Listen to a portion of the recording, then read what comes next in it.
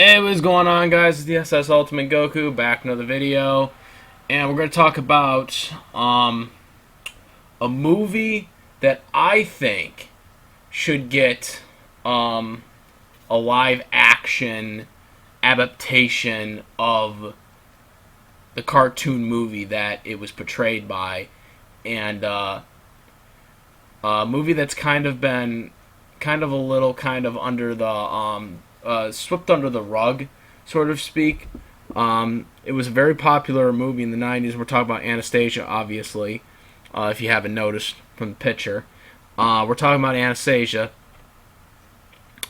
Um, so this is one of the movies up there that I watched as a kid. As a matter of fact, I actually seen this movie when it first came out in movie theaters, so I do have a bit of a nostalgia for this movie. Um, when it first came out back in 1997, might I add. So with this movie, um, it was a movie that did very well for its time, and this was during the era when, obviously, as we know, Disney kind of ruled the theaters at the time. During when we got movies like Aladdin, Lion King, Toy Story, and that's just to name a few. Um, but there's many, many more. So it was very, very hard for any other studios to compete with anime films, even films that had top tier, you know, stardom. Batman movies, that didn't do well. You get what I'm saying, though. It's like, the Batman animated series movie, didn't do that well. So even top tier established franchises couldn't really do that well in the 90s. So it was a very, very tough competition to get animation films out, and unless they were Disney films, to get a movie that could snivel under, close to 100 million. It was just very hard, especially with the Disney machine that there was. But there was Anastasia, 20th Century Fox movie. That, yes, it was a 20th Century Fox movie, not a Disney movie. A lot of people still are under the belief that this was a Disney movie, but it was not.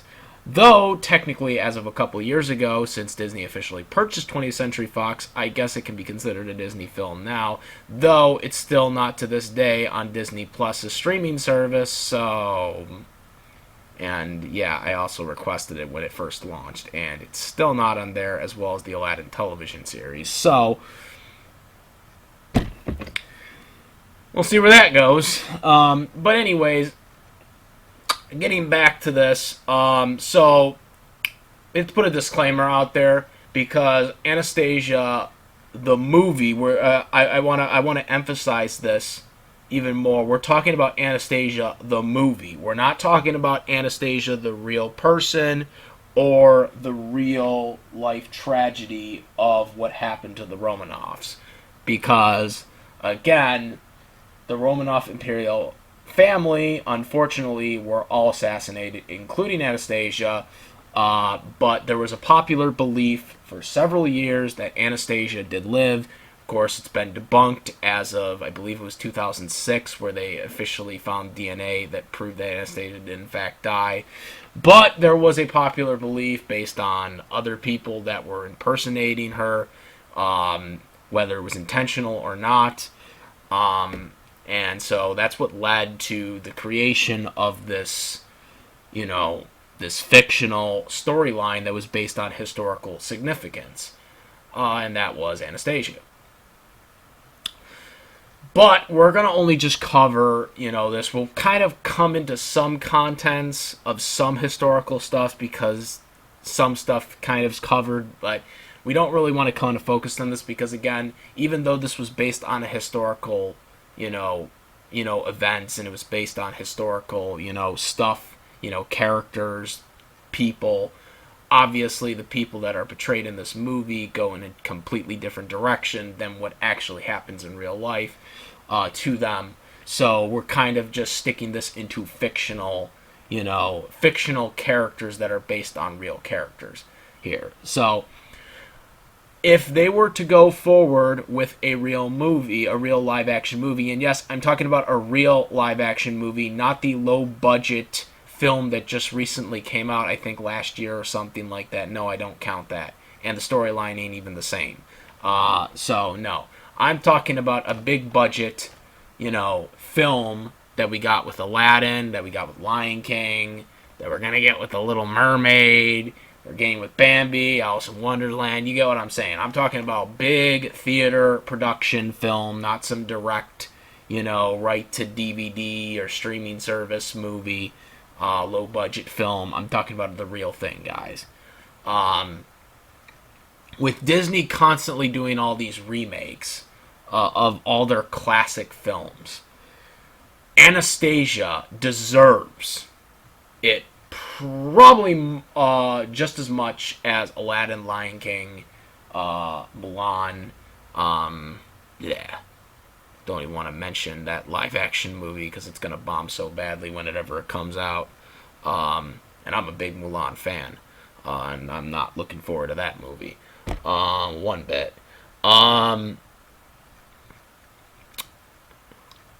So if we're thinking about historical meanings, this movie deserves basically a budget movie in itself.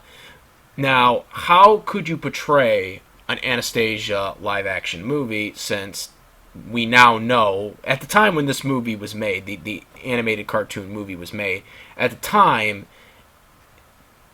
it wasn't truly known if Anastasia did in fact die or not, because at the time they could not find the body, because Anastasia's body was hidden from the other Romanoffs that were actually killed. They were all killed. We all know this by now.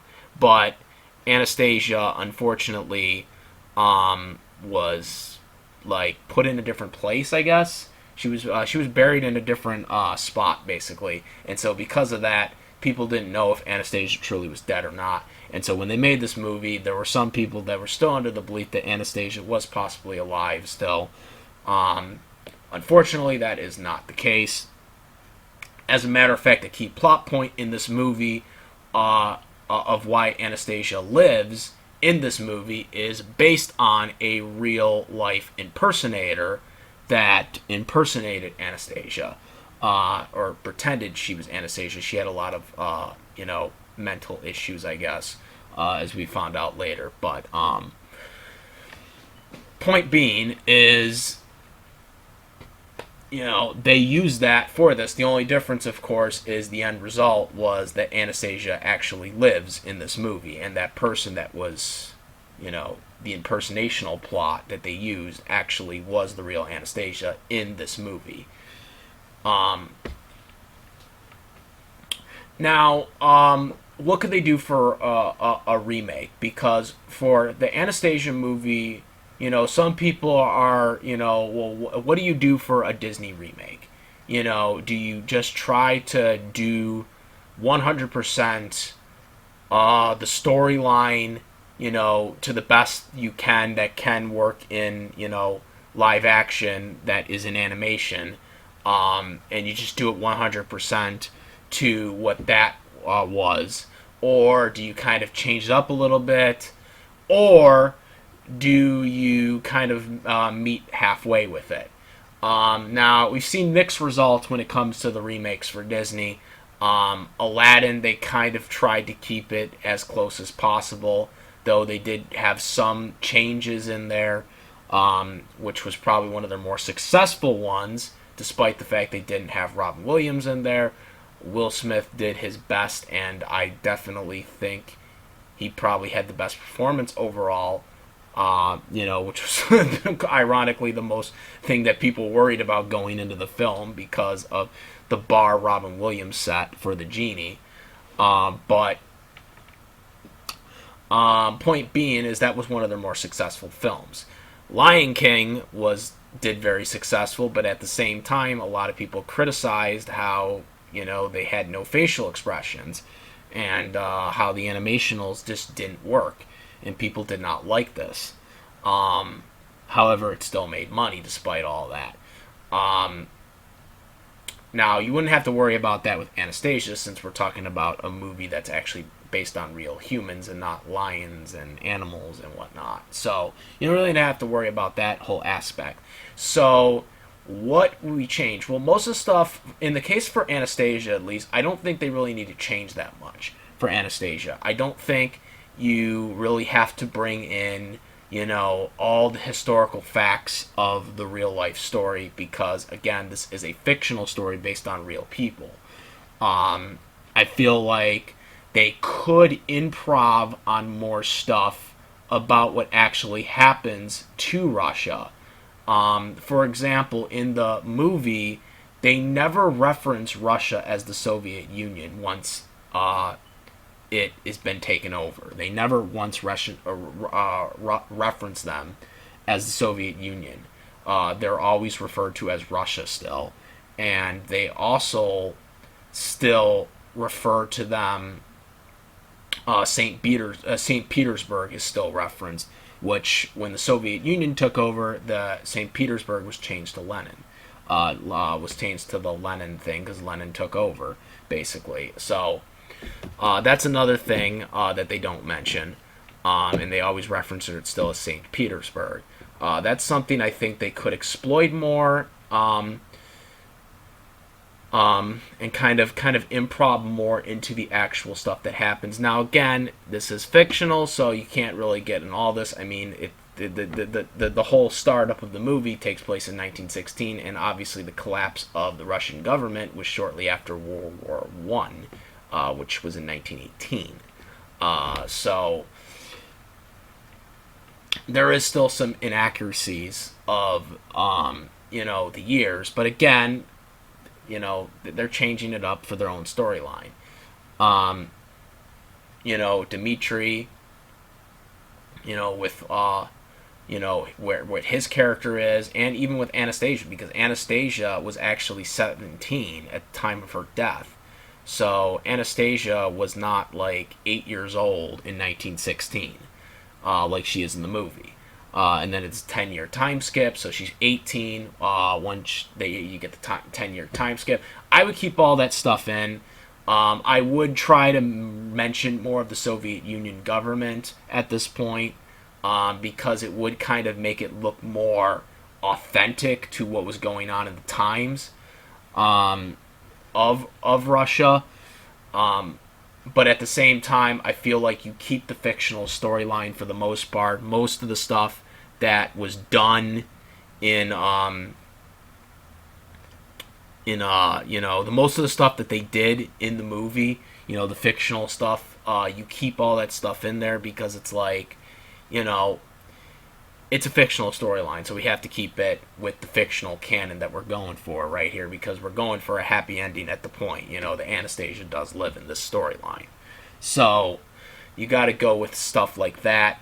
Like I said, maybe show Lenin, I don't know, because they tried to ignore him and all the Soviet Union stuff in the movie, because again, they were trying to appeal to kids, so they didn't want that in there. So I get it, but obviously with a live action movie, you kind of can get away with a little more.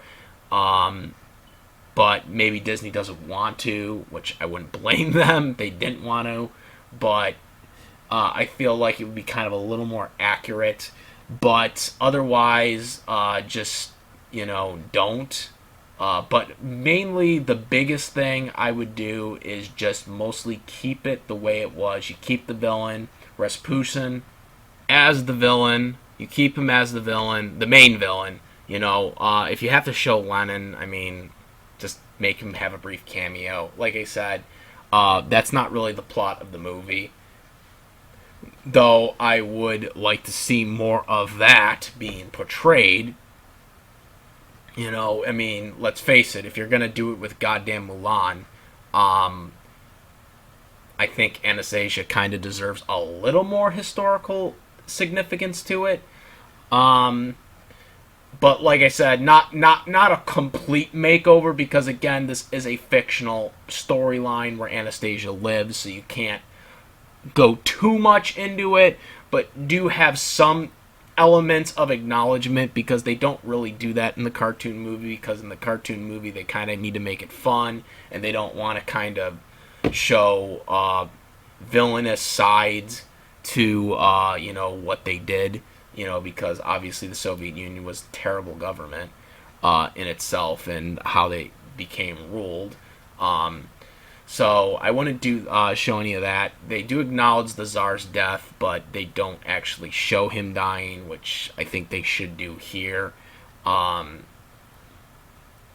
Also, speaking of the Tsar, I feel like they should kind of make the Tsar more of what he actually was. Nicholas II wasn't that great of a dude. Not that every historical ruler is perfect, but it's not like Nicholas II was this, pure angel. I mean, he was better than Lenin, but he wasn't that great either. So I feel like he should kind of be more portrayed accurately, because I mean, he's not really that an important character in the story. I get why Nicholas II was portrayed as a good guy in the movie, because he's the father of Anastasia, so it makes sense. But I feel like we should kind of show a little bit to why he was viewed the way he was, somewhat. But again, he's not that important to the movie. The movie is about Anastasia. The Tsar is probably like Nicholas II is like only in the movie for like about like 5 minutes, really. So he's not really that important. But there's a lot of different things they could do. Obviously, keep the romance.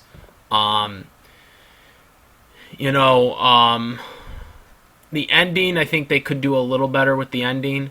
At the end, they have the kiss, and they go off on the boat, and live off in the sunset. I think they could have a little better ending than that, because it, at least from the movie perspective, it felt like they were going back to Russia, which I doubt they would if this was like a real thing, since if Lenin is the leader of the Soviet Union, like, there's no way, like, he's gonna be like, oh yeah, they're coming back here and they're gonna live happily ever after. No. So, I think it would have made more sense for her to marry him in Paris. Obviously I don't know where they go, because there was never a sequel or anything, but they never really mention where they go, though. They never mention where they both go when they're on the boat, as they ride off in the sunset. So, I feel like they should stay in Paris. I don't know why she has to leave Paris and not, like, be crowned the princess with, having to go off with Dmitri. And it's just like one of those things where they kind of explain it better, and I think they could explain it better in the movie, like where it's like, oh yeah, we're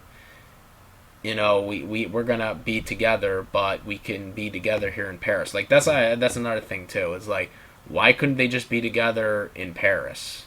Why couldn't she just marry him while being on the throne at the same time? Like, isn't that what every other Tsar does? I mean, like, they still are on the throne, they're getting married and all that crap, and at this point, obviously, Russia, the Romanoffs were kind of, like, done for, so I don't think it mattered who Anastasia married at this point.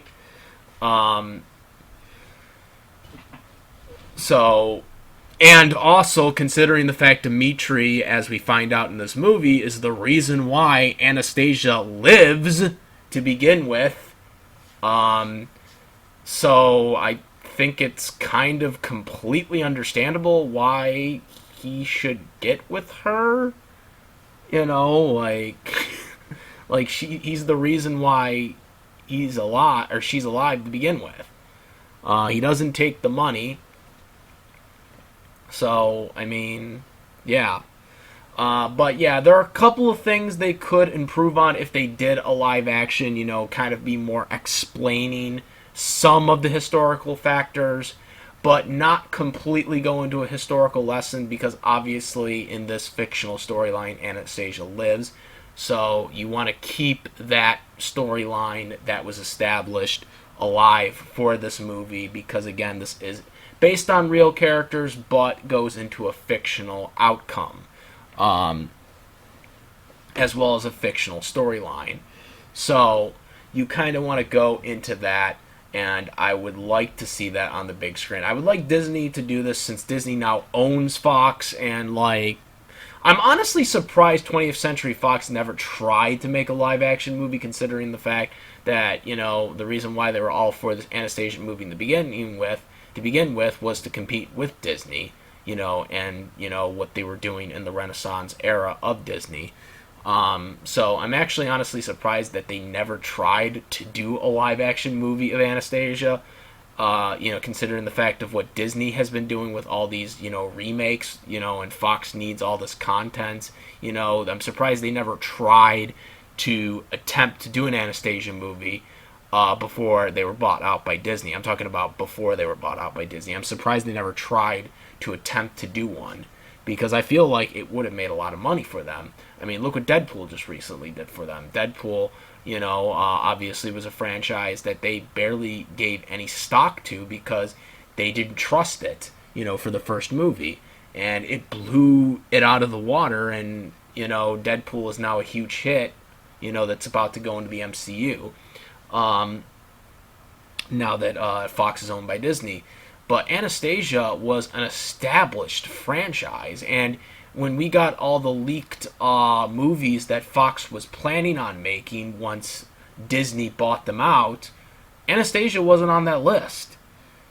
It really surprises me that Anastasia was never even considered as a live action movie, for 20th Century Fox, considering how successful it was for them at the time. It was their only movie that was right up there with, the Disney movies that were dominating the theaters in the 90s.